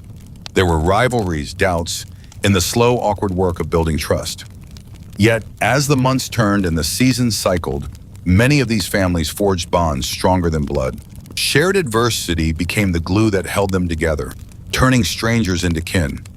Medieval law and custom, though often harsh, sometimes recognized and rewarded such unions. A man who took responsibility for a widow and her children could gain standing in the village. He might be offered better plots of land, seats on the council, or the trust of those in power. During feasts or village gatherings, the blended family might be called forward for special blessing, their story retold as an example to others. Even centuries later, church records and local chronicles sometimes pause to note the kindness or generosity of a stepfather who raised another man's children as his own. But the true reward was less tangible, a quiet pride, a place in the community's memory, and the unspoken gratitude of those whose lives had been saved by one man's selfless choice. Children who might have starved or scattered instead found stability and love. Widows who might have been lost to poverty or shame regained respect and belonging. In times of crisis, when war or famine ravaged the land, such families were the proof that mercy could endure, even when the world seemed determined to extinguish it. There were, of course, those who acted for less noble reasons, to claim land, inherit livestock, or fulfill a legal obligation. But even these marriages, when entered into with patience and effort, sometimes blossomed into something more. Partnerships of mutual survival and occasionally real affection. The line between duty and love blurred, as it so often does in the harshest of times. For the men who chose this path, the road was not easy. There were more mouths to feed, more anxieties at night, and the constant risk of loss. Yet, in the unsteady arithmetic of medieval life, the act of welcoming a widow and her children was one of the few decisions that could earn a man lasting reverence. His name might not be carved into stone or sung by minstrels, but it would be remembered in the prayers and gratitude of the lives he changed. Today, we look back and see these stories woven into the fabric of medieval life, not as grand epics, but as quiet, persistent acts of everyday courage. The legacy of those who married widows and raised children not their own is a testament to the human capacity for empathy and sacrifice, and to the ways in which real heroism is often found, not on the battlefield, but around the hearth, at the table, and in the gentle daily work of keeping others safe. So the next time you hear tales of medieval bravery, remember the men who stepped into broken homes and forged new families out of grief and hope. Their courage may have gone unsung, but their impact echoes through every generation. Proof that even in the harshest times, kindness could be a force as powerful as any sword. Making peace between feuding families brought immense honor. In the tightly bound world of the medieval village, where land, honor, and memory stretched back for generations, feuds between families could smolder for decades, sometimes over a single insult, a boundary stone, or a lost cow. A harsh word at a wedding, a broken betrothal, or a quarrel at harvest could spiral into a feud that split the village in two. The effects were profound. Markets grew tense, church pews divided, and children learned early who was friend and who was enemy. It was in this charged atmosphere that a rare and remarkable figure would sometimes emerge. The mediator, the peacemaker, the person who could find a way to end the quarrel and knit the fabric of the community back together. Mediating peace was never easy. To take on the role of go-between required not just courage, but a deep well of empathy, wisdom, and patience. The risks were real. Choosing to intervene could mean risking one's own standing, even making enemies out of old friends. Yet for those who succeeded, the rewards went beyond gratitude. They earned immense honor, becoming something like spiritual leaders to their neighbors, revered not for wealth or title, but for the rare skill of healing wounds that neither time nor prayer alone could mend. The tools of the peacemaker were humble but profound. Sometimes peace began with a meal, an invitation to break bread together, offered with humility and persistence, slowly melting the frost of old resentment. At other times, it meant negotiating promises, apologies, exchanges of livestock or grain, the forgiveness of debts, or the promise of marriage to bind families together anew. Prayer, too, played its part. The mediator might call on both sides to pray together, to seek divine guidance, or to confess their anger before God and the village alike. The most successful mediators were often those with no official role in church or government, but who commanded respect simply by their character. They were the ones trusted by both sides, known for fairness, for listening more than speaking, for never repeating a secret or betraying a confidence. Sometimes they were elders who had outlived their own grudges, women with a gift for gentle persuasion, or even traveling monks whose presence brought a sense of holiness to the reconciliation. When peace was finally made, it was not just the end of argument, but a moment of public celebration and relief. Feuding families would gather before the village, the mediator speaking the words that turned anger into agreement. Sometimes oaths were sworn on relics or sacred ground. Sometimes gifts were exchanged in the open, bread, cheese, a young calf, as symbols of goodwill. At such moments, the entire community would feel the lifting of a shadow, a sense that old wounds might truly heal. The honor bestowed on these peacemakers was lasting and profound. Their counsel was sought in all future disputes, their blessing asked at marriages and funerals, their wisdom invoked in the stories told by fireside and at festival. Children were named after them. Neighbors brought gifts to their doors in thanks, loaves of bread, jars of honey, the first apples of the season. The village priest might even defer to them in moments of tension, recognizing that their influence reached beyond any sermon. In a world where violence and vengeance could so easily become the rule, those who made peace became the living conscience of the community. Their example endured long after the feuds they settled were forgotten, a reminder that even the deepest wounds could be healed by patience, humility, and the stubborn hope that enemies could become neighbors again.